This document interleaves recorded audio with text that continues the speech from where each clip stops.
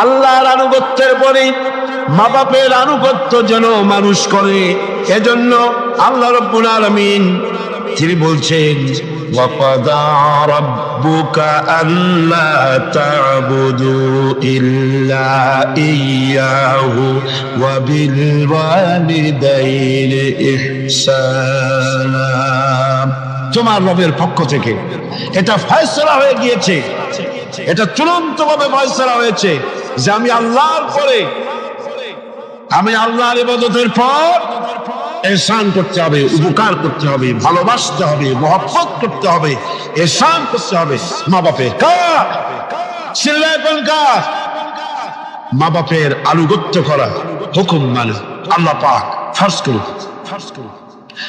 আল্লাহ পাক শিখালেন, ইম্মা ইয়াবলুগান্নাল কিবারা আহাদুহুমা আও কিলাহুমা ফালা তাকুল লাহুমা উফফিন ওয়ালা তানহারহুমা ওয়া কুল লাহুমা কাওলান কারীমা। আল্লাহ পাক বলছেন, তাদের মধ্যে একজন অথবা উভয় তোমাদের সম্মুখে যখন বার্ধক্যে পৌঁছে যায়, তাহলে তাদেরকে তাদের সামনে এই সবটুকু পর্যন্ত বলো না, এবং তাদেরকে ভর্ৎসনা করো না, ধমকের স্বরে কথা বলো না, মাথা উঁচু করে ধমকের স্বরে চোখ রাঙায় কথা বলো না, বরং আদবের সাথে সম্মানের সাথে কথা বলো। সুবহানাল্লাহ। মা বাবার সাথে কেমনে কথা বলতে হবে আল্লাহ পাক শিখাই দিচ্ছেন। মা বাবার সঙ্গে কথা বলবা ভদ্রতার সাথে, সম্মানের সাথে, এবং তাদের সঙ্গে তাদের সাথে দোয়া করতে হবে আল্লাহ রাব্বুল আলামিনের কাছে। আল্লাহ পাক শিখাচ্ছেন, ওয়াখফিদ লাহুমা জানাহাদ দুল্লি মিনার রাহমা ওয়া কুর রাব্বিরহামহুমা কামা রাব্বায়ানি সাগীরা। হে পরওয়ারদিগার, এভাবে দোয়া করো। মা বাপ তাদের জন্য নরম এবং বিনীত হয়ে তাদের সামনে অবনত হও, করুণার ডানা বিছায়া দাও। মা বাবার জন্য কি করো? করুণার ডানা বিছায়া দাও, আর তাদের জন্য এইভাবে দোয়া করো, হে আমার রব, আমার শিশুকালে, আমার সহায়হীন সময়, আমার যখন কোনো উপায় ছিল না, পায়খানা করে বিছানায় পায়খানার ভিতরে পড়ে থাকতাম, সাফ করতে আমি পারি না, বলতেও পারি না, আমার ভাষা নাই, পেশাবের মধ্যে পৌষের শীতের রাতে পেশাবের মধ্যে পড়ে আছি, এত অসহায়, আমি না কাঁদলে কেউ আমার কাছেও আসে না, কথা বলতে পারি না। আমার অসহায় সময় আমার মা বাপ যেভাবে আমাকে স্নেহ করে লালন পালন করেছে, আমার মাবুদ অকৃত্রিম স্নেহ দিয়ে আমাকে যেভাবে লালন করেছে, আল্লাহ তুমি আমার মা বাপকে তোমার রহমতের করে লালন পালন করো। পড়েন সবাই আমার সাথে, রব্বিরহামহুমা কামা রাব্বায়ানি সাগীরা। সবাই পড়েন, রব্বিরহামহুমা কামা রাব্বায়ানি সাগীরা। আমার রব আমার মা বাপের উপর রহমত করো, শান্তিতে রাখো। আপনারা প্রত্যেক নামাজের মোনাজাতে আপনারা যখনই দোয়া করবেন এই দোয়া করবেন, মনে থাকবে? মনে থাকবে? খবরদার বলে যাবে না। সূরা বনী ইসরাঈলের এই দুটি আয়াতের মধ্যে কয়েকটি শিক্ষা পাওয়া যায়। প্রথম হচ্ছে, মুমিনের উপর আল্লাহ রাব্বুল আলামিন আল্লাহর পরে সবচেয়ে বড় অধিকার করে দিয়েছেন পিতামাতা। আল্লাহর পরেই অধিকার কার? পিতামাতা। আল্লাহর ইবাদতের পরই পিতামাতার সাথে ভালো ব্যবহার করার নির্দেশ দিয়েছেন আল্লাহ পাক নিজেই। আর দুই নম্বরে, মাতা পিতা বার্ধক্যে উপনীত হলে তাদের মেজাজের ভিতরে কিছুটা রুক্ষতা আসতে পারে, পারে না? মা বাপ যখন, মানুষ যখন বুড়া হয়ে যায় তখন মেজাজ কি ভালো থাকে না? এক পিড়ি সব বিমারি, একটা রোগী শত, এক বার্ধক্য শত রোগের উৎস। নানান রকমের রোগ ব্যাধি আসে, কানে কম শোনে, স্বাস্থ্য ভালো না, মেজাজ খারাপ, এই জন্য তাদের মেজাজটা একটু রুক্ষ হয়ে যায়।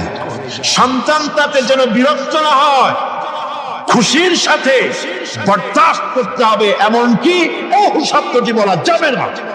সুবহানাল্লাহ। আল্লাহ নিষেধ করছেন বরদাস্ত। অনেক লোক আছে মা বাবা বুড়ো হয়ে গেছে, আর এই বুড়ো হয়ে যাওয়ার পর বিরক্ত হয়ে সন্তান বলতে থাকে, এই বুড়িটা মরে না কেন, বুড়াটা মরে না কেন, বলেন নাউজুবিল্লাহ, মরে না কেন? আমার বন্ধুগণ, কি করে এই কথা আপনার মুখ থেকে বেরোলো? আপনার কি মনে নাই আপনি যখন ছোট ছিলেন তখন অসুস্থ হয়েছেন, টাইফয়েড হয়েছে, রোগ হয়েছে, ডাক্তারপত্র তেমন সেকালে পাওয়া যেত না, আপনার কাছে বসে ঘরে বৈদ্যুতিক লাইট নাই, কেরোসিনের আলো জ্বালায়া মা শিয়রে বসে বসে কোরআন শরীফ তেলাওয়াত করে আর চোখের পানি দরদর করে পড়তে থাকে। আখিরি রজনীতে মা দুহাত উঁচু করে রোগাক্রান্ত মৃত্যু শয্যায় শায়িত সন্তানের পাশে বসে দোয়া করে, রব্বুল আলামিন আমার জীবনের বিনিময়ে আমার সন্তানটার হায়াত দারাজ করে দাও। যেই মা এমন করে দোয়া করে সন্তানের জন্য, সেই সন্তান বউর কথা মতো অথবা নিজেই মায়ের মেজাজ খারাপ দেখে বলে, বুড়িটা মরে না কেন? নাউজুবিল্লাহ, আল্লাহ পাক বলছেন, মাতা পিতার মান মর্যাদার দিকে লক্ষ্য রাখো। সূরা বনী ইসরাঈলের আয়াতে এই শিক্ষা পাওয়া যায়, মান মর্যাদার ভিতরে উপরে লক্ষ্য রাখো, কারণ এখন আয় রোজগার করতে পারে না আগের মতো, তাদের অভিমান আসতে পারে, যখন যা প্রয়োজন সন্তানটা দেয় না। বউ একটা ঘরের মধ্যে দাজ্জাল মার্কা, চাইলেও পায় না, নানা রকম অসুবিধার কারণে মান অভিমান হতে পারে, গোসা হতে পারে। আল্লাহ নির্দেশ করছেন, সন্তান তুমি যেন মা বাপের সাথে রাগারাগি করবে না, মায়ের সাথে পিতার সাথে কোনো খারাপ ব্যবহার করবে না। কে নিষেধ করেছেন? বিনয়ের সাথে কথা বলো। আল্লাহ বলছেন মা বাবার সাথে কিভাবে কথা বলো? বিনয়ের সাথে, নরম সুরে, একান্ত অনুগত খাদেমের মতো কথা বলো। সুবহানাল্লাহ। পিতামাতার অসহায় এবং দুর্বল অবস্থায় তাদেরকে বেশি করে সম্মান করো, কারণ মনে রাখা দরকার, তোমার হাজারো বিরক্তি সহ্য করেছে ছোটবেলায় তোমার মা বাবা, হাজার বিরক্তি সহ্য করেছে, কোলে উঠেছো, গাড়ি উঠেছো, পেশাব করেছো, পায়খানা করেছো, বিরক্তি সহ্য করে নাই মা? সহ্য করে নাই? হাজারো বিরক্তি সহ্য করেছে। এজন্য আল্লাহ পাক বান্দাকে স্মরণ করে দিয়েছেন, বান্দারে মা বাপের জন্য দোয়া করবি, রব্বিরহামহুমা কামা রাব্বায়ানি সগীরা। এই দায়িত্ব কে দিলেন? কে দিলেন? এখন আপনি যেন দায় সারার জন্য, আল্লাহ দায়িত্ব দিছে বলে আপনি দায় সারার মতো মায়ের একটু কাপড় দিলেন, বাপের একটু জামা দিলেন, 2-5 টাকা দিলেন, দায় সারার জন্য দিচ্ছেন না অন্তরের মহব্বত দিয়ে দিচ্ছেন? এটা দেখছেন কে? দেখেন আল্লাহ কি বলছে, রব্বুকুম আ'লামু বিমা ফি নুফুসিকুম ইন তাকুনু সালিহিনা ফাইন্নাহু কানা লিল আওয়াবিনা গফুরা। তোমার রব কিন্তু জানেন যে তুমি কি দায় সারা গোছের কাজ করছো, না আমার অর্পিত দায়িত্ব হিসেবে তুমি তোমার মাকে সম্মান করছো, টাকা দিচ্ছ, পিতাকে সম্মান করছো। আমি দেখতে পাচ্ছি। তবে আল্লাহ পাক তওবাকারীকে ভালোবাসেন, সালিহিনদেরকে ভালোবাসেন, আর আল্লাহ পাক হচ্ছেন গফুর, যিনি হচ্ছেন ক্ষমাশীল। দায়িত্ব পালন হিসেবে মহব্বত দিয়ে, ভালোবাসা দিয়ে, শ্রদ্ধা দিয়ে তোমার মা বাপের খেদমত করবে, দায় সারা গোছের জন্য না হয়। কারণ এককালে তুমি ছেলে যাদের মুখভেদ কি, ভালো করে শোনেন, এককালে আমরা সবাই মা বাপের মুখোমুখি ছিলাম না? বলেন ছিলাম না? এককালে তুমি যাদের মুখোমুখি ছিলে, তারা আজ তোমার মুখোমুখি হয়ে গেছে। আবার সময় আসবে যখন আমরাও আমাদের সন্তানদের মুখোমুখি হয়ে যাব। তিলকাল আইয়ামু নুদাবিলুহা বাইনান নাস। এটাই হলো ইতিহাস, এরকমই হবে। দাদা বসেছিল পুকুর পাড়ে গোসল করবে, একেবারে কুজো হইয়া হাঁটু মাথার উপর উঠে গেছে। নাতি কাছে গিয়ে বলছে, দাদা বর্ষিটা কত দিয়ে কিনছো? দাদা তো বর্ষির মতো কুজো হয়ে গেছে। দাদা রসিকতা বুঝতে পেরেছেন। দাদা বলছেন, ভাই কেনা লাগবে না, সময় আসলে তুমিও একটা ফ্রি পাবা। কাজে আজকে আমরা এক সময় অসহায় ছিলাম, মা বাপ আমাদেরকে যত্ন করে পালন করেছে। আজ তারা অসহায়, তুমি তাদেরকে যদি মর্যাদা দাও, তুমি যখন অসহায় হবে, তোমার সন্তান তোমাকে অবশ্যই মর্যাদা দেবে।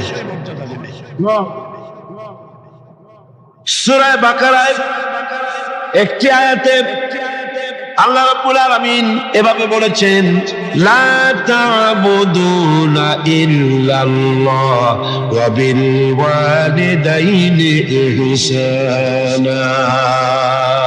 আল্লাহ ছাড়া কারো উপাসনা করো না এবং পিতামাতার সাথে অবশ্যই সদ্ব্যবহার করবে।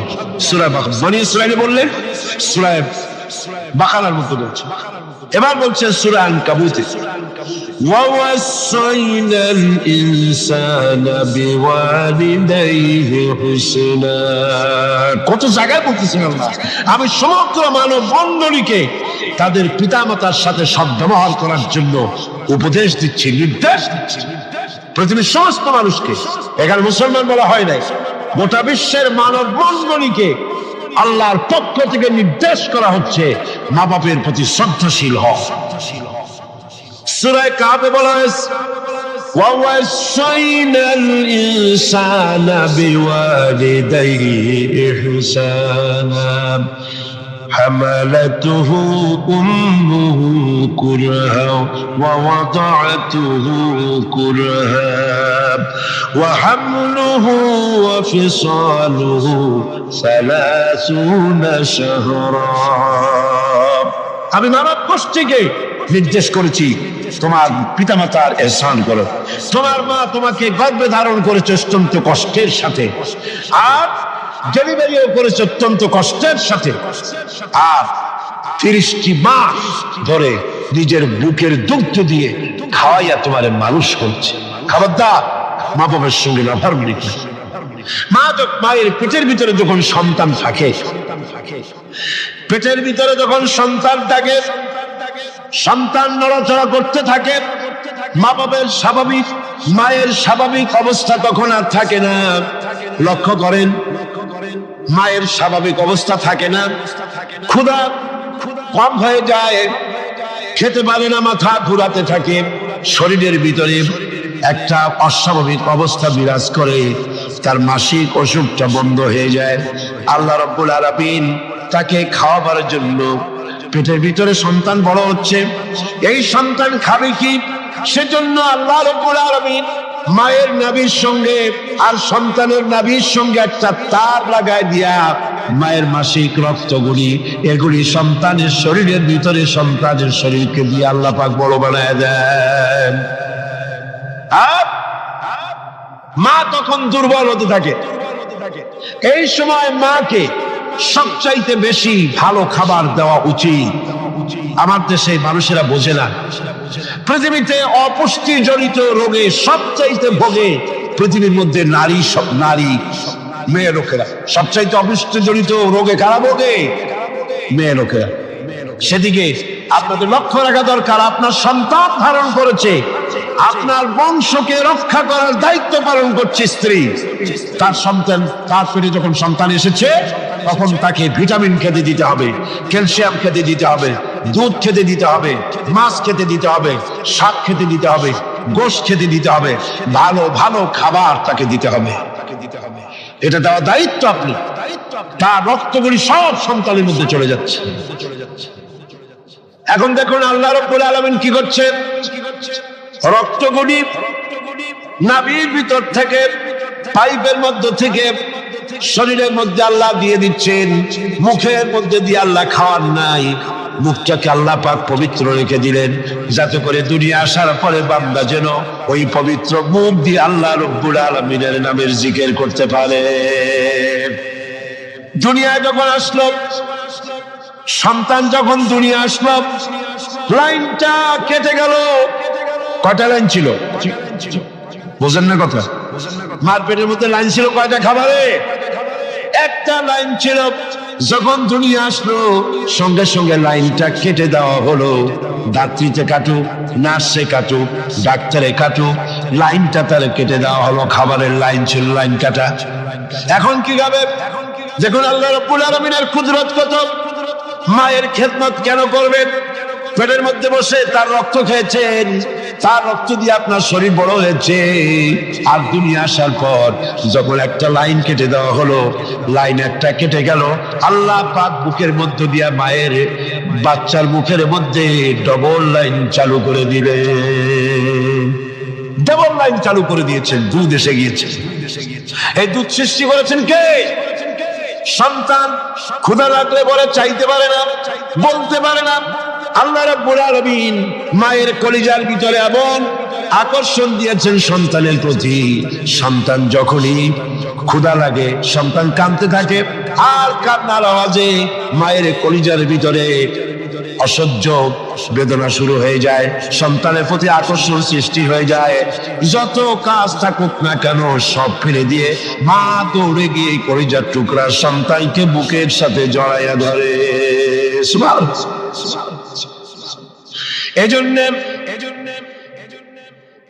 বাচ্চা যখন গর্ভে থাকে, আল্লাহ নবী বলেছেন, আল মারআতু ইযা হামিলাত কানা লাহা আজরুস সাইমিল কাইম আল মুখবিতিল মুজাহিদ ফি সাবিলিল্লাহ।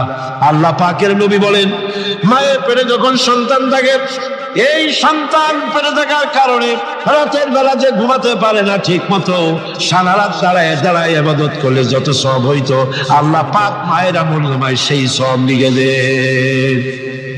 মা যে খেতে পারে না ঠিক মতো খেতে পারে না, এই জন্য 10টি মাস রোজা রাখতে পারে যে সওয়াব হতো মায়ের আমলনামায়, আল্লাহর নবী বলেন রোজার সওয়াব আল্লাহ পাক তার আমলনামায় লিখে দেন। সে যে কষ্ট বরদাস্ত করে, এই কষ্ট বরদাস্ত করার জন্য পেটে ধারণের কষ্ট আর ডেলিভারির কষ্ট করার কারণে পুরুষেরা জিহাদ করে যে সওয়াব পাবে, মা সন্তান পেটে ধরে ডেলিভারি করে সন্তান মানুষ করে সেই জিহাদের সওয়াব পাইয়া যাবে। জোরে বলেন সুবহানাল্লাহ। আমার বন্ধুগণ, এসব আল্লাহ পাক মানুষকে দান করেছেন।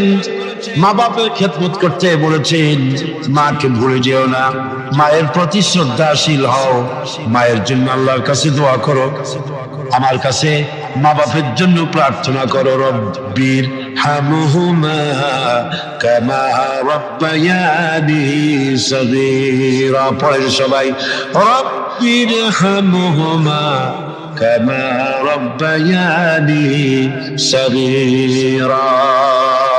আয় আল্লাহ, আমার মা বাপ যেমন স্নেহ করে আমাকে লালন পালন করেছে, তুমিও আমার মা বাপকে তোমার রহমতের করে লালন পালন করো। আল্লাহ নবী ঘুমের থেকে জেগে হযরত আলীকে ডেকে বলেন, আলী, আল্লাহ অর্ডার করেছেন আমি মদিনায় চললাম, আমার বিছানার পরে আমার চাদর গায়ে দিয়ে শুয়ে থাকো।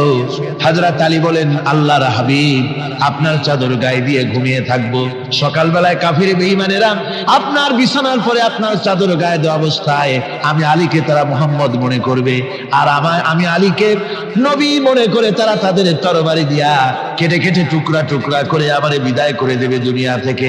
এতটুকুনো পরোয়া করি না, বরং আমার দিলের মধ্যে এটাই তৃপ্তি থাকবে যে আমি আলীর জীবনের বিনিময় আল্লাহর হাবিব দুনিয়ায় বেঁচে আছেন। নবীজি ঘরের থেকে বেরোলেন, চতুর্দিকে কাফেররা দাঁড়ানো। আল্লাহ নবী হাতে এক মুষ্টি বালু হাতে নিয়ে শাহাতেল বজু পড়ে 3 বার দম করে বালুগুলো ছেড়ে দিলেন। বালিগুলি ঘরের চতুর্দিকে কাফেরদের চোখে চলে গেল। পরবর্তী সময় রব্বুল আলামিন দেখে বলেন, নবীরে, বালি যখন নিক্ষেপ আপনি করেছিলেন ধুলাগুলি, আপনি তো শুধু নিক্ষেপ করেছিলেন, কিন্তু চতুর্দিকে কাফেরদের চোখে গেল কেমনে?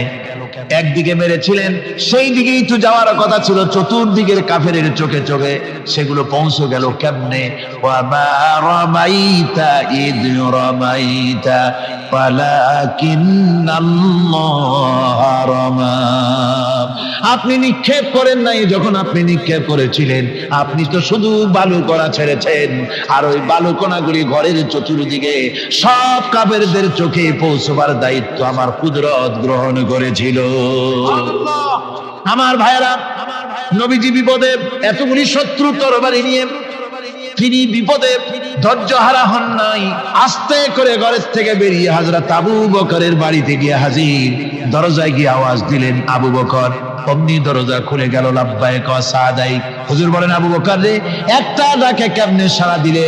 তুমি কি ঘুমাইছিলে না? হযরত আবু বকর বলেন, হুজুর আপনি বলেছেন আমাকে নিয়ে হিজরত করবেন, আমি মনে মনে চিন্তা করেছি না জানি কত রাত্রে নবীজি আসেন, উঠতে যদি আমার দেরি হয়ে যায়, নবীজি যদি দরজার কাছে দাঁড়ায় দাঁড়ায় আমারে ডাকাডাকি করে আর আমি যদি ঘুমায় থাকি, তাহলে আল্লাহর নবীর সঙ্গে বেয়াদবি হয়ে যাবে।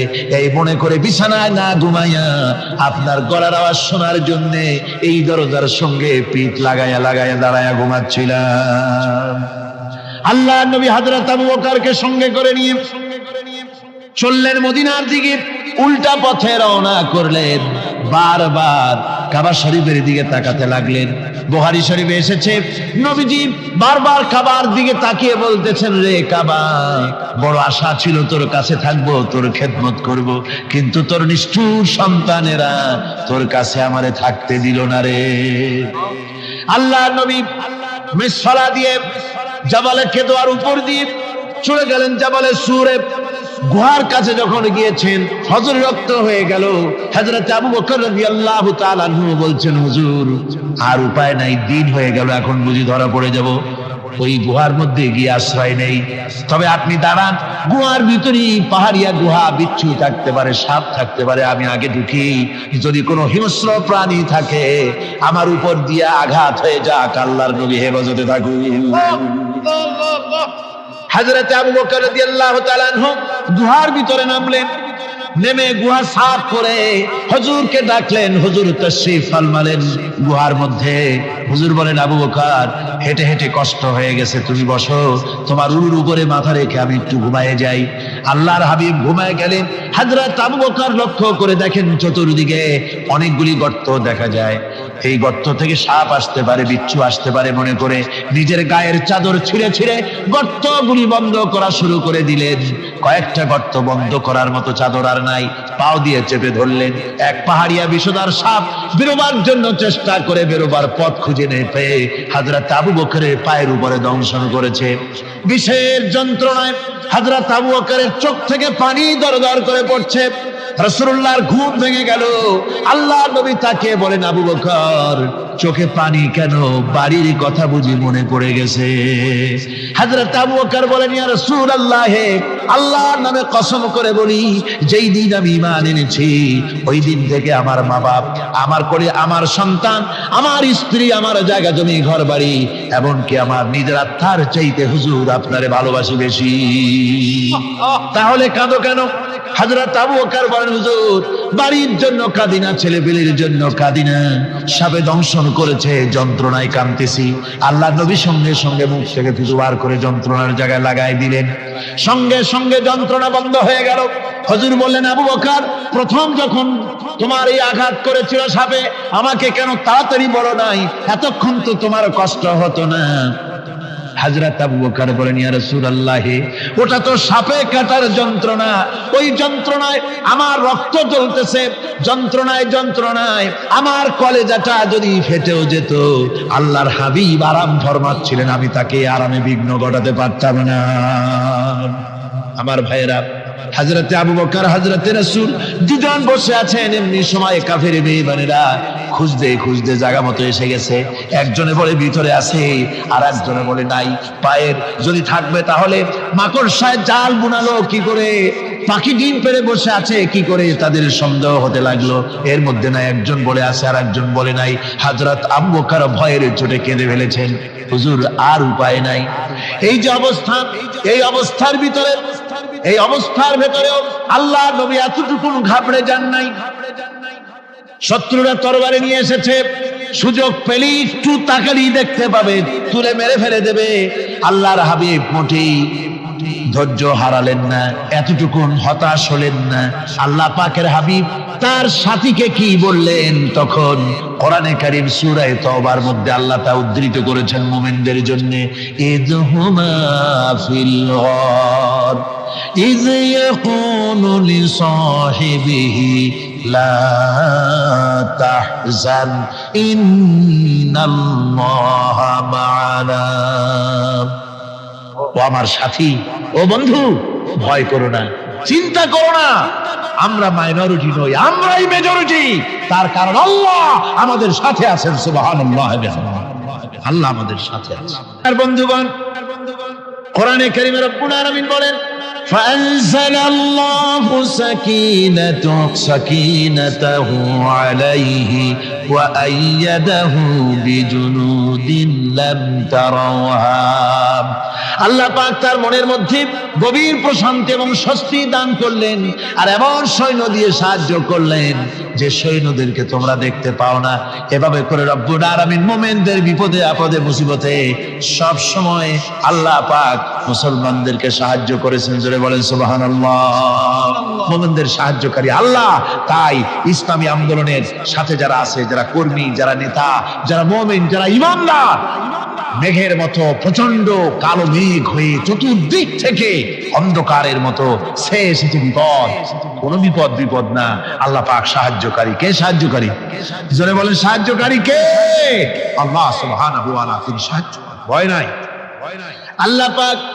আল্লাহ পাকের উপর ঈমান আনলে পরে কলিজার ভিতরে দুর্জয় সাহসের সৃষ্টি হয়ে যায়, কোনো ভয় অন্তঃকরণে তার থাকে না। আল্লাহ পাক সাহায্য করেন। আর আল্লাহর উপরে ঈমান আনলে পরে রব্বুল আলামিন বলেছেন, ইয়া আইয়ুহাল্লাযীনা আমানু হাল আদুল্লুকুম আলা তিজারাতিন তুনজিকুম মিন আযাবিন আলীম। এমন একটা ব্যবসার কথা কি বলবো না যে ব্যবসায় তোমাদেরকে জাহান্নামের আযাব থেকে বাঁচায় দেবে। তার প্রথম কাজই হলো আল্লাহর প্রতি ঈমান আনা। ঈমান আনলে পরে এই সমস্ত গুণ তৈরি হয়ে যায়। আর ঈমানে সবচাইতে উপকৃত হয় সমাজের লোকেরা, রাষ্ট্রের লোকেরা, পরিবারের লোকেরা, দেশের মানুষ উপকৃত হয় মুমিনদের দিয়ে ঈমানের কারণে। তার কারণ হলো একজন মুমিন, একজন ব্যক্তি যখন ঈমানদার হয়, মুমিন হয়ে যায়, আল্লাহর প্রতি যখন প্রগাঢ় বিশ্বাস তার এসে যায়, তখন সেই ব্যক্তি নৈতিকতার মান তার বেড়ে যায়। জোরে বলেন সুবহানাল্লাহ। নৈতিক চরিত্রের উপরে সে প্রতিষ্ঠিত হয়, সে মিথ্যা বলতে সাহস পায় না। মুমিন ব্যক্তি মিথ্যা বলতে সাহস পায়? কেন পায় না?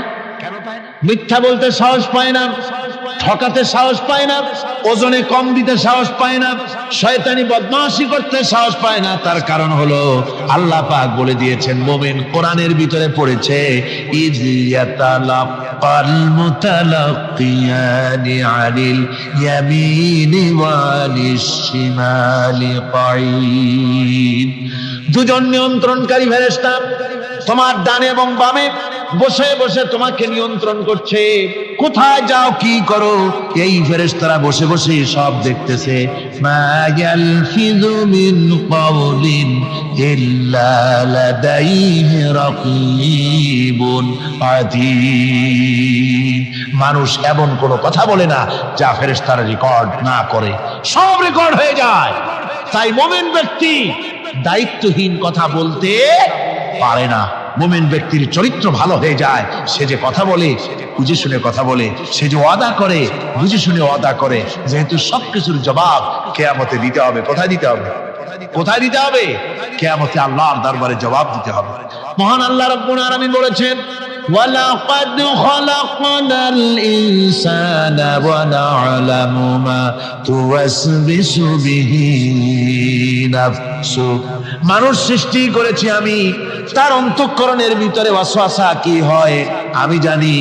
এই জন্য মুমিনেরা মনের ভিতরে কোনো খারাপ কল্পনাও করতে পারে না। খারাপ কল্পনা করলেও তার হিসাব দেওয়া লাগবে আল্লাহর কাছে। কার কাছে? ওয়াইন তুবদু মিন আনফুসিকুম আও তুখফুহু ইউহাসিবুকুম বিহিল্লাহ। আল্লাহ বলেন মনের মধ্যে যেসব কল্পনা করো তা প্রকাশ করো আর গোপন রাখো, ওইটার হিসাব নেব আমি আল্লাহ পাক কিয়ামতের দিন, আমার কাছে হিসাব দিতে হবে। বন্ধুগণ, এই জন্য মুমিন যারা, মুমিনদের চরিত্র প্রতিষ্ঠিত হয়, মুমিনদের ধারণা থাকে যেখানেই যাই না কেন, যেখানেই বসি না কেন, সেখানেই আল্লাহ, আল্লাহ ছাড়া কোনো জায়গা নাই। আছে নাকি? আছে। আল্লাহ পাক বলেন মা ইয়াকুনু মিন নাজওয়া সালাসাতিন ইল্লা হুয়া রাবিউহুম। তোমরা যেখানে তিনজন মিলে পরামর্শ করো, মনে রেখো তিনজন নও, ওখানে চতুর্থ সত্তা আমি রব্বুল আলামিন তোমাদের কাছে আছি, সব শুনি আর দেখি। পাঁচজন যেখানে হও সেখানে আমি ষষ্ঠ, এর থেকে যদি কম হও, এর থেকে যদি বেশি হও, বান্দারে তুমি আছো যেখানে আমি আল্লাহ আছি সেখানে। উপায় নাই, সব জায়গায় আমি দেখতে পাচ্ছি। শুধু তাই নয়, রাত্রিবেলায় মানুষেরা গোপনে পরামর্শ করে, করে না? করে কিনা? রাতে রাতে পরামর্শ করে, এক জায়গায় বসে, হলের মধ্যে, পাহাড়ের মধ্যে, কোন জায়গায় বসে পরামর্শ করে। কি পরামর্শ?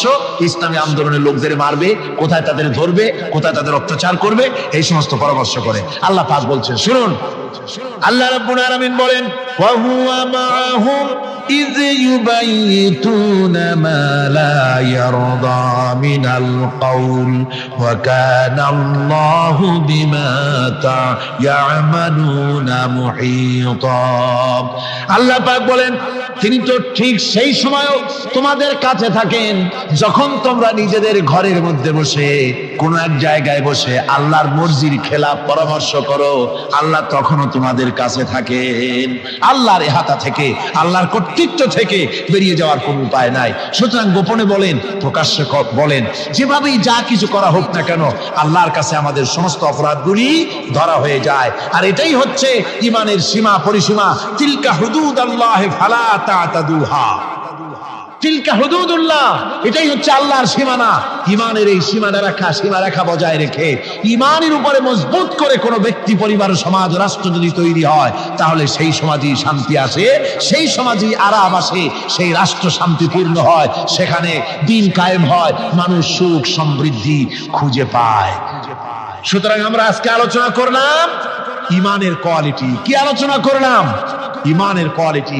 এই কোয়ালিটি দিয়ে যেন আল্লাহ আমাদেরকে ভরপুর করে দেন। জোরে বলেন আমিন, আরো জোরে বলেন আমিন।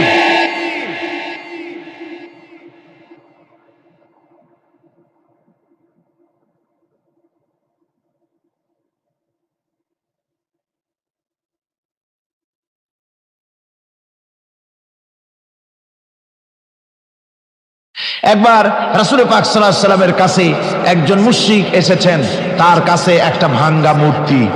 হুজুর জিজ্ঞেস করলেন, তোমার মূর্তিটা ভাঙা কেন? লোকটি বলল যে এটি হচ্ছে আমার খোদা, একে আমি সব সময় সাথে রাখি, না জানি কোন সময় কোন বিপদে পড়ি, এই জন্য সাথে রাখি বিপদ থেকে বাঁচার জন্য।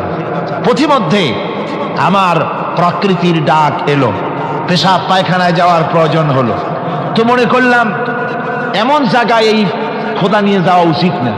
খোদাকে রাস্তার উপরে রেখে তারপরে গেলাম কাম সারতে। কাম সেরে এসে দেখি যে এইটার মাথা থেকে শুরু করে পা পর্যন্ত ভিজা। মনে করলাম খোদার শরীর ভিজা, না জানি নিশ্চয়ই কোনো পবিত্র বরকতপূর্ণ পানি হবে। তো এই বরকতপূর্ণ পানি আমি নিজে একটু টেস্ট করলাম, জিহ্বা দিয়া চাটলাম, খাইলাম, দেখলাম যে কেমন কেমন গন্ধ আসে, আর কি একটা টক টক জাতীয় বিশ্রী রকমের। তো মনে করলাম পবিত্র পানি এরকমের গন্ধ হবে কেন?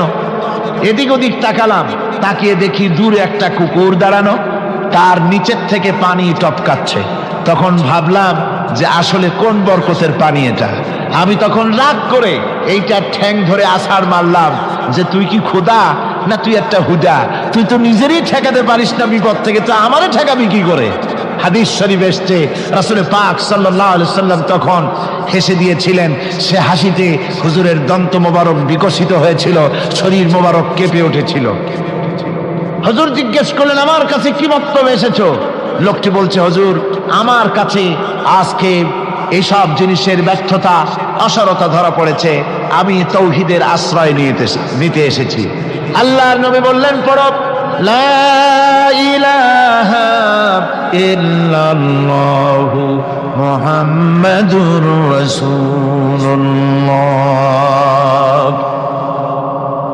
মুমিন ব্যক্তি আত্মমর্যাদার সৃষ্টি হয় তার কলিজার মধ্যে, আত্মসম্ভ্রম, আত্মসম্মান।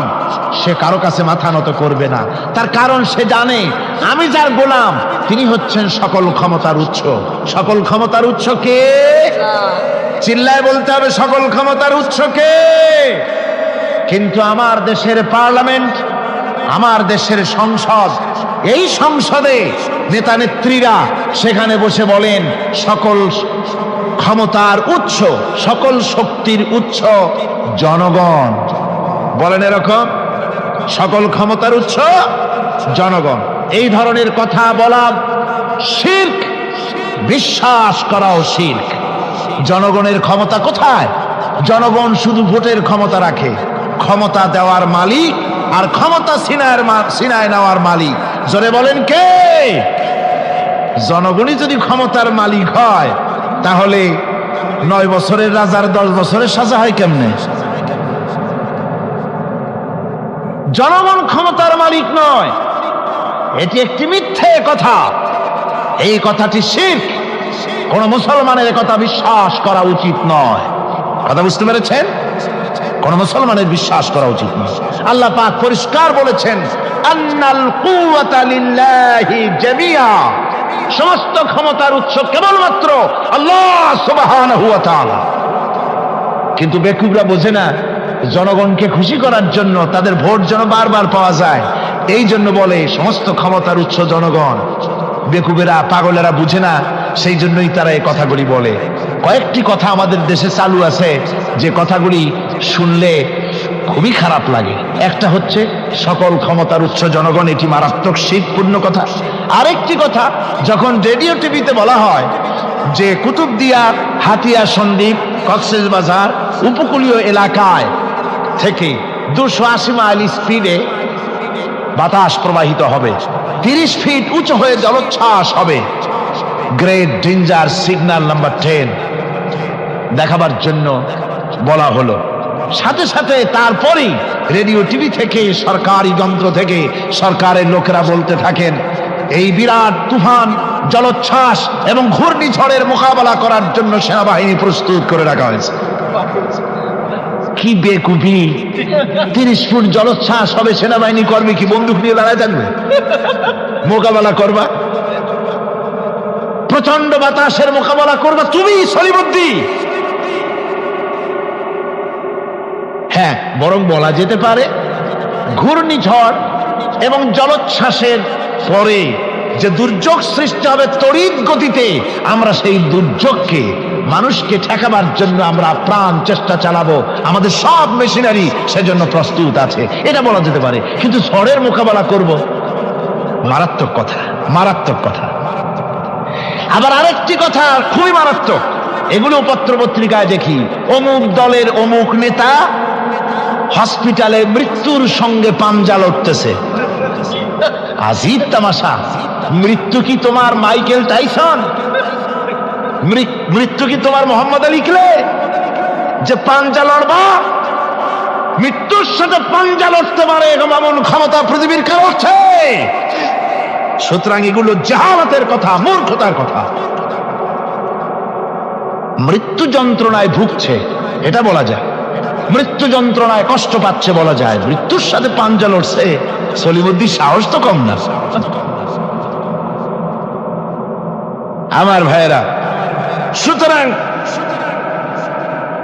সমস্ত ক্ষমতার উৎস কেবলমাত্র আল্লাহ সুবহানাহু ওয়া তাআলা। যাকে খুশি ক্ষমতায় দেন, যাকে খুশি ক্ষমতা থেকে নামায় দেন। এত বড় প্রচন্ড ক্ষমতার মালিক তিনি। রাতকে দিন বানান, দিনকে রাত বানিয়ে দেন, সাগরকে নগর করেন, নগরকে সাগরে পরিণত করে দেন, আমিরকে ফকির করেন, ফকিরকে আমির বানায় দেন, রাস্তার মানুষ ধরে নিয়ে, অপরিচিত লোক একজন ধরে নিয়ে রাষ্ট্রের মালিক বানায় দেন, প্রেসিডেন্ট বানায় দেন, আবার সম্মানের ফুলের মালা দিয়া গলা থেকে শুরু করে পা পর্যন্ত ফুলের মালা দিয়া ভরে দেন। নাফরমানি যখন বাড়তে থাকে, এত বড় ক্ষমতার মালিক আমার আল্লাহ রব্বুল আলামিন ফুলের মালাগুলি বাদ দিয়ে ফুলের মালার পরিবর্তে জুতার মালা গলায় পরাইয়া ফাঁসির মঞ্চে ঝুলাইয়া দেন। পারেন কিনা? প্রচন্ড ক্ষমতার মালিক তিনি। তিনি যদি কারো ক্ষমতা ছিনিয়ে নিবেন, এটা যদি সিদ্ধান্ত হয়, পৃথিবীর মানুষ তাকে ক্ষমতার উপরে রাখতে পারে? আর আল্লাহ যদি কাউকে ক্ষমতা দিতে চান, সেই ক্ষমতা থেকে তাকে মাহরুম কেউ করতে পারে? পারেন। সমস্ত ক্ষমতার একমাত্র মালিক হচ্ছেন কে? আল্লাহ সুবহানাহু ওয়া তাআলা। মানুষেরা বোঝে না, তাই আত্মম্ভরিতা ক্ষমতার মোহে কি করবে দিশা করতে পারে। এই জন্য যারা মুমিন হবে তাদের এই চিন্তা মনের মধ্যে থাকবে, আত্মমর্যাদা আসবে, কারো সামনে হাত পাতবে না। হাত পাতবে তো আল্লাহ সুবহানাহু ওয়া তাআলার কাছে, কাউকে ভয়ও করবে না। আত্মমর্যাদার কারণে সে তার রিজিক সম্পর্কেও নৃশংস হয়ে যাবে, অর্থাৎ রিস্ক সম্পর্কেও তার পরোয়া থাকবে না, যে হক কথা যদি বলি তাহলে যদি আমার চাকরি না থাকে। আছেন এরকম লোক? হক কথা যদি বলি, চাকরি যদি না থাকে, দাওয়াত যদি আর না হয়, গুলি খেয়ে যদি মরি, এই চিন্তাও মুমিনের লোকের মধ্যে থাকে না, যেহেতু তার আত্মমর্যাদা এসেছে। রিস্কের মালিক মসজিদের মুতাল্লি নয়। অনেক ইমাম আছে মসজিদে, হক কথা বলতে সাহস পায় না। আছে না? চট্টগ্রামে না থাকতে পারে, বিভিন্ন জেলায় আছে, হক কথা বলার সাহস পায় না। মনে করে রিস্কের মালিক মুতাল্লি অথবা সেক্রেটারি।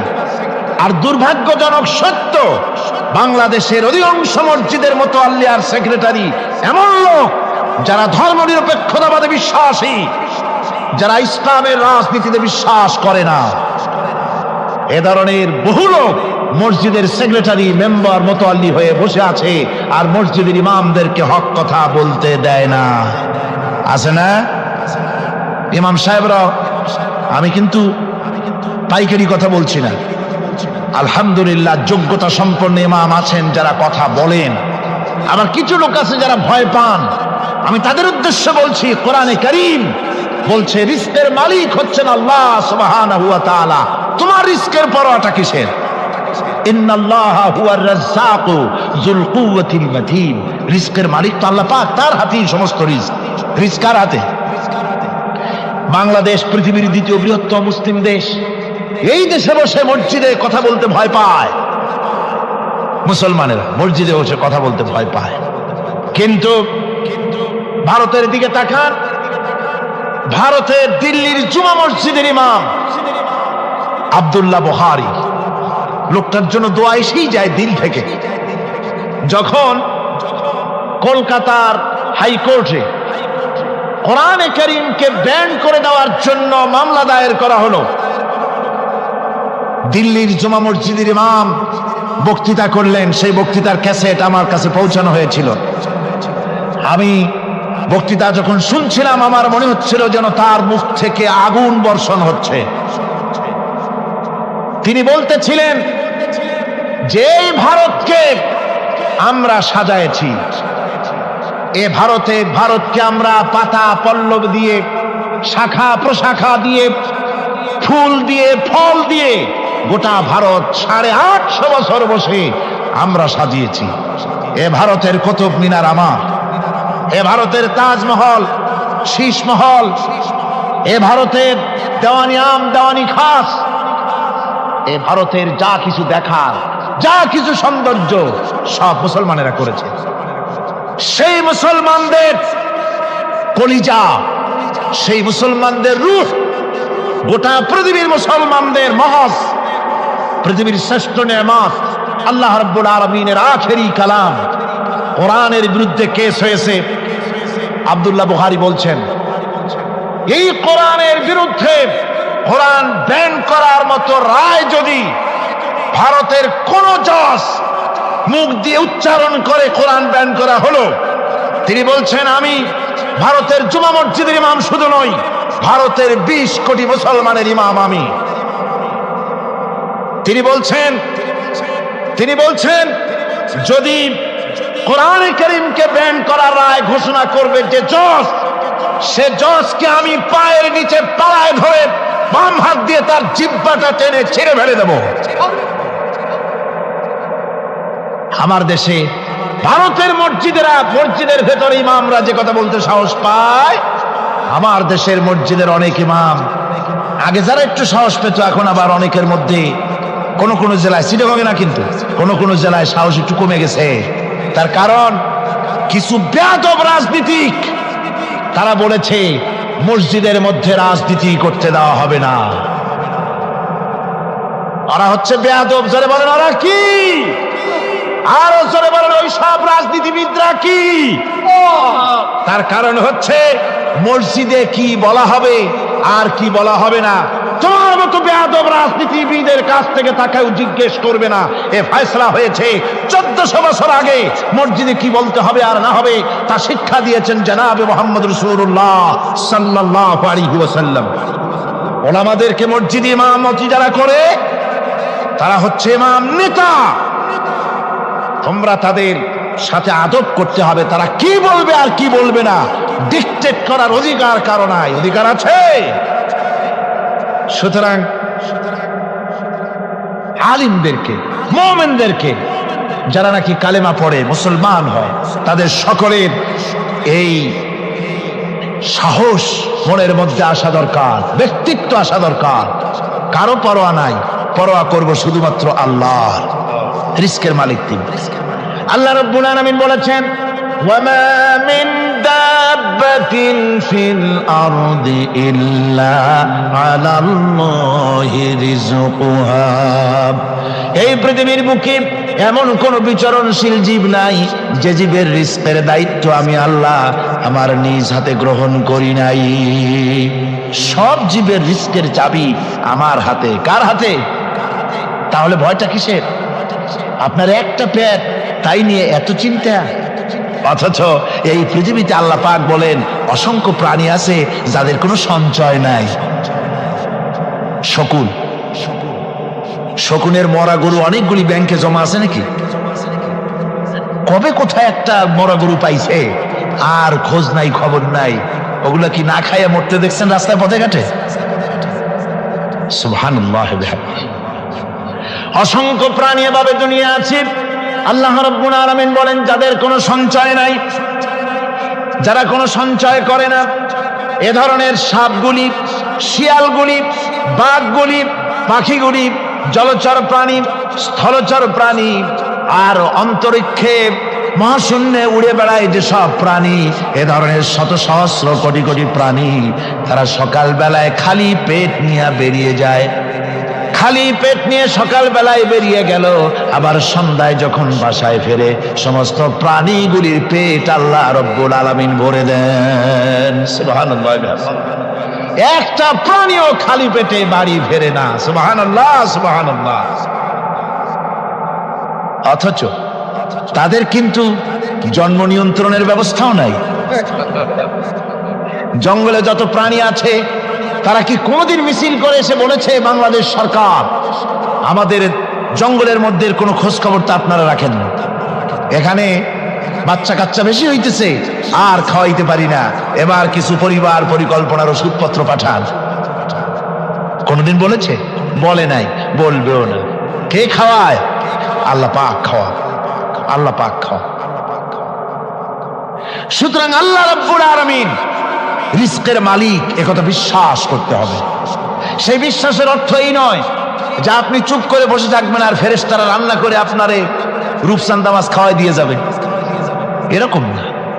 বিশ্বাস করতে হবে, কাজ করতে হবে, এর ফলে আল্লাহ রাব্বুল আলামিন রিস্কের ব্যবস্থা করবেন। ঈমান আনার পর প্রথম যে কোয়ালিটিটা হবে সেই কোয়ালিটি হচ্ছে পার্সোনালিটি, আত্মসম্ভ্রম, আত্মমর্যাদা। দুনিয়ায় কারো সামনে মাথা সে নত করবে না, মাথা নত করবে কেবলমাত্র আল্লাহর কাছে। সে বিশ্বাস করবে খাইরিহি ওয়া শাররিহি মিনাল্লাহি তাআলা। ভালো মন্দ সব কার কাছ থেকে হয়? আল্লাহর কাছ থেকে হয়। সে কিছুতেই বিশ্বাস করবে না যে কোনো মাজারের কাছে গেলে, কবরের কাছে গেলে আমার তকদির পাল্টে যাবে। কোনো মোমেন তা বিশ্বাস করবে না। কথা বুঝতে পেরেছেন? ভালো করার মন্দ করার সবটা মালিক আল্লাহ সুবহানাহু ওয়া তাআলা। এরপরে 2 নম্বরের যে কোয়ালিটি সৃষ্টি হবে মুমিনের মধ্যে ঈমান আনার পর, সে গুণটা হচ্ছে সে বিনয়ী হবে। বিনয়, বিনম্রতা আর এক বৈশিষ্ট্য হবে। বিনয় এবং বিনম্রতার বৈশিষ্ট্য হবে। তার কারণ হচ্ছে ঈমান আনার পরে সে জানতে পেরেছে আল্লাহ রাব্বুল আলামিনের কর্তৃত্ব থেকে বেরিয়ে আসার ক্ষমতা কারো নাই। অহংকার করে যাব কোথায়? আস্ফালন করে যাব কোথায়? আল্লাহর রাজত্বের বাইরে, আল্লাহর ক্ষমতার বাইরে যাওয়ার ক্ষমতা তো কারোই নাই। সুতরাং অহংকার তার মধ্যে জায়গা পাবে না।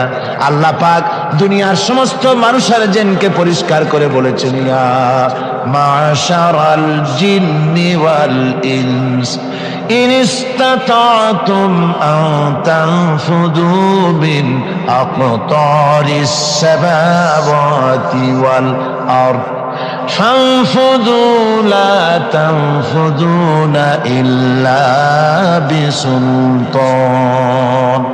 হে পৃথিবীর মানুষেরা আর জেনেরা, যদি সম্ভব হয় আমার আকাশের নিচের থেকে জমিনের উপর থেকে বেরিয়ে যাও। লা তানফু, বেরিয়ে যেতে পারবে না। আমি আকাশ এবং জমিন থেকে যদি সম্ভব করতে পারো বেরিয়ে যা। আর যদি কোনো আকাশ থাকে তার নিচে যা, আর যদি কোনো জমিন থাকে তার উপরে যাও। এমন দেশ যদি পাও যেখানে আমার আলো ছাড়া কোনো আলো আছে, আমার বাতাস ছাড়া কোনো বাতাস আছে, আমার চাঁদ সূর্য ছাড়া কোনো চাঁদ সূর্য আছে, যাও সেখানে। আল্লাহ রাব্বুল আলামিন বলেন নাই এরকম যাওয়ার কোনো উপায় নাই। আমি আল্লাহ রাব্বুল আলামিন আকাশ আর জমিন দিয়ে প্যাকেট করে রেখেছি, আটকায় রেখেছি। আমার রাজত্ব থেকে, আমার ক্ষমতা থেকে, আমার কর্তৃত্ব থেকে বেরিয়ে যাওয়ার ক্ষমতা কোনো মানুষের নাই, কোনো জেনের নাই, কোনো প্রাণীর নাই। সুবহানাল্লাহ। মানুষ হচ্ছে অহংকার কিসের হবে? তোমরা হচ্ছ ফকির। আল্লাহ পাক বলছেন ওয়াল্লাহুল গানিয়্যু ওয়া আনতুমুল ফুকারা। আল্লাহ হচ্ছেন গনি। আল্লাহ কি? গনি, বেনিয়াজ, বেপরোয়া। ফাআলুল লিমা ইউরিদ, যা খুশি তাই করে, কারো মুখাপেক্ষী তিনি নন। কোরআনে কারীমে রব্বুল আলামিন বলেছেন, নবী আপনি আমার ব্যাপারে, আমার গুণাবলীর ব্যাপারে বলুন। কুল হুয়াল্লাহু আহাদ, পড়েন সবাই। কুল হুয়াল্লাহু আহাদ আল্লাহুস সামাদ লাম ইয়ালিদ ওয়া লাম ইউলাদ ওয়া লাম ইয়াকুন লাহু কুফুয়ান আহাদ। আল্লাহ পাক বলেন, বান্দারে ও আমার নবী আপনি বলুন, আল্লাহ পাক এক এবং একক, তিনি নিরঙ্কুশ, তিনি বেনিয়াস, তিনি কারো মুখাপেক্ষী নন, তিনি কাউকে জন্ম দেন নাই, তাকেও কেউ জন্ম দেয়নি। আকাশ এবং জমিনে আল্লাহর সমকক্ষ কেউ নাই।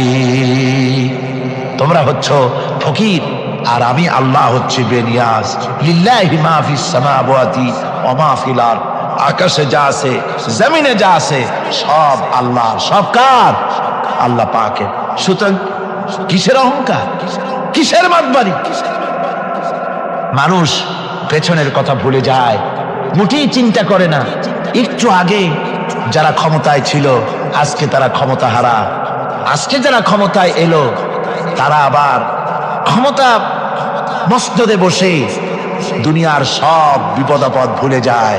কি করে আরো বেশি লুটপাট করা যায়, আরো বেশি মানুষকে শোষণ করা যায়, মানুষ এই চিন্তাই করে।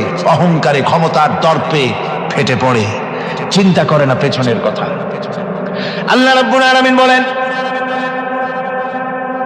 যারা নাকি মুমিন বান্দাদের বিনয় এবং বিনম্রতা তাদের মধ্যে সৃষ্টি হয়ে যাবে। তার কারণ হলো আল্লাহ পাক বলেছেন, ওয়ালা তামশি ফিল আরদি মারহান ইন্নাকা লান তাখরিকাল আরদা ওয়ালান তাবলুগাল জিবালা তুলা।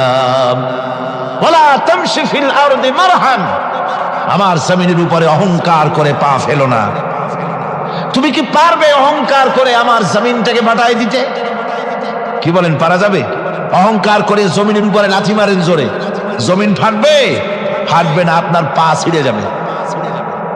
আপনি কি পারবেন অহংকার করে পাহাড়ের উচ্চতা লাফ দিয়ে ছাড়াই যেতে পারবেন? তাও পারবেন না। সুতরাং আল্লাহ পাকের উপরে ঈমান আনলে পরে তাদের মাথা এভাবে নত হয়ে যায়, অহংকার তাদের মধ্যে জায়গা পায় না। অহংকার কিসের? কিসের অহংকার তোমার? মানুষ তার জন্মের কথা, কোরআনে কারীম বলে মানুষ কি তার জন্মের কথা স্মরণ করে না? তোমার তো এমন অবস্থা ছিল, দুনিয়ায় উল্লেখযোগ্য বিষয়বস্তু হিসাবে তুমি পরিগণিত ছিলে না। তুমি হচ্ছ, তোমার জন্মের উৎস কথা হচ্ছে এক ফোঁটা নাপাক পানি, এমন নাপাক পানি যা শরীর থেকে নির্গত হলে পরে গোসল করা ওয়াজিব হয়ে যায়। এমন এক ফোঁটা নাপাক পানি যার জন্মের উৎস, তার আবার অহংকার কিসের? পৃথিবীতে অহংকার যারাই করলো আল্লাহ পাক তাদেরকে ভালো করে দেখায় দিলেন। নমরুদকে দেখায়ছেন, ফেরাউনকে দেখায়ছেন। যুগের ছোট ছোট নমরুদ, ফেরাউন, যেখানে যেখানে খুদে খুদে ফেরাউন হয়েছে আল্লাহ সকলকেই দেখিয়ে দিয়েছেন। দেন নাই? দেখিয়ে দিয়েছেন। সুতরাং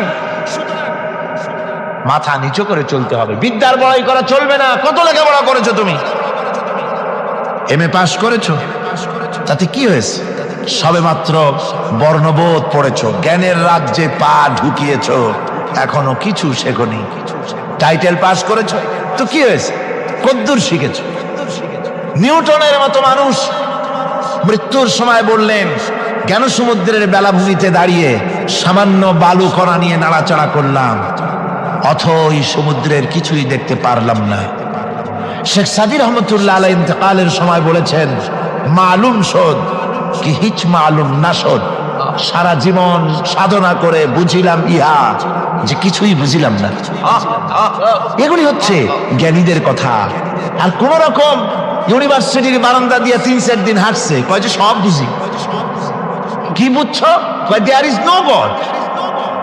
স্রষ্টা বলতে কেউ নেই। পাগল কি আর গাছে ধরে মিয়া? সুতরাং বিদ্যার বড়াই চলবে না, স্বাস্থ্যের বড়াই চলবে না, অর্থের বড়াই চলবে না। অর্থের বড়াই করবে, কত অর্থ তোমার হয়েছে? আল্লাহ যদি ইচ্ছে করেন ব্রেনের মধ্যে, মগজের মধ্যে এমন টিউমার করে দিবেন, মগজের মধ্যে এমন ক্যান্সার করে দেবেন, হার্টের ভিতরে এমন ক্যান্সার লাগায় দিবেন, 14 গোষ্ঠী বিক্রি করলে ঔষধের পয়সা হবে না। পারবে কিনা আল্লাহ কন? জোরে বলবেন, পারবেন কিনা? এমন বহুত অসুখ আছে ডাক্তাররা বোঝেই না ঔষধ দেবে কি। হযরত ইউনূস আলাইহিস সালাম মাছে তারে গিলে ফেলে দিল, হতাশায় তিনি হার্ট ফেল করেন নাই। মাছের পেটের মধ্যে যদি কেউ চলে যায়, বেরিয়ে যাওয়ার জন্য কোনো ব্যাকডোর আছে নাকি কন? পালাবার কোনো রাস্তা আছে? মাছের পেটের জানালা দরজা আছে কিছু? কিছুই নেই। তিনি হতাশ হলেন না, মাছের পেটের ভেতরে বসে হযরত ইউনূস আলাইহিস সালাম বুক ভরা আশা নিয়ে আল্লাহর দরবারে তিনি ঘোষণা করলেন, লা ইলাহা ইল্লা আনতা সুবহানাকা ইন্নী কুনতু মিনাজ জালিমিন। পড়েন না সবাই, লা ইলাহা ইল্লা আনতা সুবহানাকা ইন্নী কুনতু মিনাজ জালিমিন। হযরত ইউনূস আলাইহিস সালাম বললেন, আল্লাহ তুমি ছাড়া কোনো ইলাহা নাই, তোমার পবিত্রতা ঘোষণা করছি, আমি জালিমদের অন্তর্ভুক্ত হয়ে গেছি। তিনি যখন চিল্লাচ্ছিলেন, মাছের পেটের ভিতরে বসে যখন কাতরুক্তি করতেছিলেন, আল্লাহ বুঝি তখন শোনেন নাই সে কথা? কি বলেন? আল্লাহ বুঝি তখন তন্দ্রায় বা নিদ্রায় ছিলেন না? আল্লাহ পাক কি ঘুমান? তন্দ্রায় যান? লা তাখুযুহু সিনাতুন ওয়ালা নাওম। আল্লাহ রাব্বুল আলামিন বলেন কোন তন্দ্রা বা নিদ্রা আল্লাহ রাব্বুল আলামিনকে স্পর্শ করে না। হযরত ইউনূস আলাইহিস সালাম যখন মাছের পেটের ভিতরে বসে চিৎকার মারলেন, আল্লাহ পাক বলেন, ইউনূস রে, তোমার ওই ডাক কেউ শোনে নাই, দুনিয়ার কোন রাজা বাদশাহ শোনে নাই, দুনিয়ার কোন বন্ধু বান্ধব তোমারও শোনে নাই, কিন্তু আমি তোমার আরশের মালিক আমি রব্বুল আলামিন শুনেছি। শুধু শুনি নাই, সঙ্গে সঙ্গে জবাব দিয়ে দিয়েছি। ফাস্তাজাবনা লাহু ওয়া নাজ্জাইনাহু মিনাল গাম্মি। পড়েন, ফাস্তাজাবনা লাহু ওয়া নাজ্জাইনাহু মিনাল গাম্মি ওয়া কাযালিকা নুজিল মুমিনিন। আল্লাহ পাক বলেন, আমি জবাব দিলাম। মাছের পেটের ভিতরে বেদনা শুরু হয়ে গেল, মাছ আর তলদেশে শুয়ে থাকতে পারলো না, সাঁতরাতে পারলো না, মাছ ভেসে উঠলো উপরে। পেটের যন্ত্রণায় মাছ কিনারায় চলে এসে বমি করে দিতে পারলে যেন বাঁচি, এই অবস্থা মাছের হলো। কিনারায় চলে এলো, বমি করে ইউনূস আলাইহিস সালামকে ফেলে দিল, মাছও বাঁচলো, ইউনূস আলাইহিস সালামও বাঁচলো। আল্লাহ রাব্বুল আলামিন বলেন, মুমিনেরা শোনো, শুধু ইউনূসকে নয়, ওয়া কাযালিকা নুজিল মুমিনিন। এইভাবে করে মুমিন বান্দারা যদি আমাকে ডাকি, আমার কাছে যদি হাত ফাইলায়, আমি আল্লাহ রাব্বুল আলামিন মুমিনদের এভাবে বিপদ মুক্ত করে দেই। আল্লাহ পাক বিপদ মুক্ত করে দেন। ওমান ইয়াত্তাকিল্লাহা ইয়াজআল লাহু মাখরাজা। আল্লাহকে যে ভয় করে আল্লাহ তার জন্য রাস্তা খুলে দেন। জোরে কোন সুবহানাল্লাহ।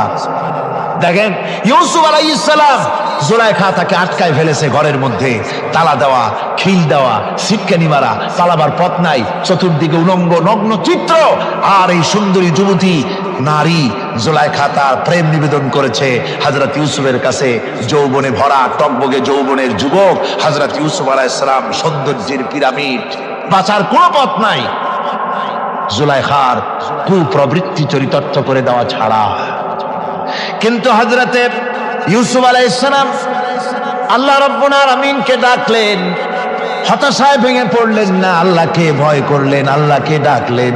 আল্লাহকে ডেকে, আল্লাহকে ভয় করে তালাবদ্ধ দরজার দিকে যখন দৌড় মারলেন, রব্বুল আলামিন আপন কুদরতে দরজার তালাগুলি খুলে দিলেন। ভাইরা আমার, এভাবে করে মুমিনেরা কখনো হতাশ হয় না। ফাইন্না মাআল উসরি ইউসরা, ইন্না মাআল উসরি ইউসরা। মনে রাখতে হবে, দুঃখ কষ্টের সাথে থাকে সুযোগ সুবিধা, আর প্রত্যেক অসচ্ছলতার সাথে থাকে উদার সচ্ছলতা। এর কোনো বিপরীত কখনই হয় না। আল্লাহ রাব্বুল আলামিন এইভাবে করে মুমিনদেরকে বলেছেন যেন তারা হতাশায় ভেঙে না পড়ে। আল্লাহ পাক বলে, বান্দা যখন আমাকে ডাকে, আমি বান্দার একদম নিকটে, তার ঘাড়ের চাইতেও নিকটে। ওয়া নাহানু আকরাবু ইলাইহি মিন হাবলিল ওয়ারিদ। আমি আমার বান্দার সারা যে রগের উপরে তার মাথা, এর থেকেও আমি আমার বান্দার বেশি নিকটে। সুবহানাল্লাহ পড়ে। আমি তোমার কাছে, আমার কাছে মাপ চাও, যত বড় গুনাহ হোক। ওয়া ক্বালা রাব্বুকুম উদউনি আস্তাজিব লাকুম। তোমার প্রভু তোমাকে ডেকে বলেছে, আমাকে ডাকো, আমি মাফ করে দেব। সুবহানাল্লাহি ওয়া বিহামদিহি। কত বড় কথা, আমাকে ডাকো, নিরাশ হয়েও না, হতাশ হয়েও না। আল্লাহর গজব বেশি না রহমত বেশি? আল্লাহর রহমত বেশি। হাদিসে কুদসির ভিতরে এসেছে, আল্লাহ পাক বলেছেন, কোন বান্দা যদি আমার দিকে এক বিগত অগ্রসর হয়, আমার রহমত তার দিকে এক হাত এগিয়ে যায়। কোন বান্দা যদি আমার দিকে হেঁটে আসে, আমার রহমত তার দিকে দৌড়ে যায়। বান্দা যখন আল্লাহর দরবারে দুহাত উঁচু করে চোখের পানি ফেলে দেয়, মুসলিম শরীফের হাদিসের ভিতরে এসেছে, গভীর রাতের তৃতীয় অংশে আল্লাহ রাব্বুল আলামিন প্রথম আকাশে আসেন আর ডেকে বলেন, পৃথিবীতে আছো নাকি কেউ গুনাহ করে জীবন বরবাদ করে দিয়েছো, আমার কাছে মাপ চাও। ঋণগ্রস্ত আছো, অসুস্থ আছো, অপমানিত আছো, কে আছো মাজলুম, আমাকে ডাকো, আমার কাছে বলো, আমি ডাকের সাড়া দেব, জীবনের আশা পূরণ করে দেব। ওই সময় যেই সমস্ত লোকেরা কান্দে তাহাজ্জুদের নামাজ পড়ে, আল্লাহ জিজ্ঞেস করেন ফেরেশতারা, অমুক অমুক দেশ অমুক অমুক বান্দারা কান্দে কেন? ফেরেশতারা বলে, রব্বুল আলামিন তুমি তো ভালো করে জানো। আল্লাহ বলেন জানি, তবুও তোমাদের মুখে শুনতে চাই। তারা বলে রব্বুল আলামিন, তোমার এই বান্দা গুনাহ করেছি, গুনার জন্য মাপ চায়, জাহান্নাম থেকে বাঁচতে চায়। আল্লাহ পাক বলেন ফেরেশতারা, আমার এই বান্দারা আমারে দেখেছে নাকি? বলে দেখে নাই। বলে আমার দোজখ দেখেছে নাকি? বলে না, তাও দেখে নাই। আমার বেহেশত দেখেছে নাকি? বলে না, তাও দেখে নাই। আল্লাহ পাক বলেন ফেরেশতারা সাক্ষী থাকো, ওরা আমাকে দেখে নাই, আমার বেহেশত দোজখ কিছুই দেখে নাই, শুধুমাত্র আমার নবীর কথা, আমার কোরআনের কথা বিশ্বাস করে আরামের ঘুমকে হারাম করে যেভাবে তারা কাঁদতেছে, সাক্ষী থেকে যাও ফেরেশতারা, আবার রহমতের দরিয়ায় জোশ মেরেছে আমার ওই ক্রন্দনরত বান্দাগুলিকে আমি আল্লাহ মাফ করে দিলাম। সুতরাং মুমিন বান্দা যারা, আল্লাহর মুমিন বান্দা যারা, এই ইমানের কোয়ালিটি, এটাও হতাশায় নিরাশায় ভেঙে পড়বে না। গুনাহ তো মানুষই করে, গুনাহ হয়ে গেছে, মাফ চাও। তোমার গুনাহ কদ্দূর? তোমার গুনাহ যদি হয় পাহাড় সমান, আল্লাহর রহমত আকাশ সমান। জাহান্নামের কঠিন শাস্তি থেকে বাঁচতে হলে আল্লাহর প্রতি ঈমান আনতে হবে। আর ঈমান আনলে যে কোয়ালিটিগুলি হওয়া উচিত, সেগুলি আমি আপনাদের সামনে আলোচনা করছি। এরপর আরেকটি কোয়ালিটি হবে মুমিনের, তা হলো কঠোর কঠিন বিপদে অবিচল থাকবে, বিপদে ভেঙে পড়বে না। বিপদ আপদ, শত্রুতা, ক্ষয় ক্ষতি যা কিছু হয় সবই আল্লাহর পক্ষ থেকে, এটা মেনে নিতে হবে এবং ধৈর্য ধারণ করতে হবে। বিপদ মুসিবত শুধু উম্মতের জন্য নয়, দুনিয়ার সমস্ত নবীদের বিপদ এসেছে, হয় নাই? নবীদের বিপদ আসে নাই? কোরআনে কারীম থেকে শুনুন, আল্লাহ রাব্বুল আলামিন বলেন, وَكَذَلِكَ جَعَلْنَا لِكُلِّ نَبِيٍّ عَدُوًّا مِنَ الْمُجْرِمِينَ। আল্লাহ পাক বলেন, এমনি করে আমি সকল নবীদের শত্রু বানিয়ে দিয়েছি সব পাপিষ্ঠ আর অপরাধ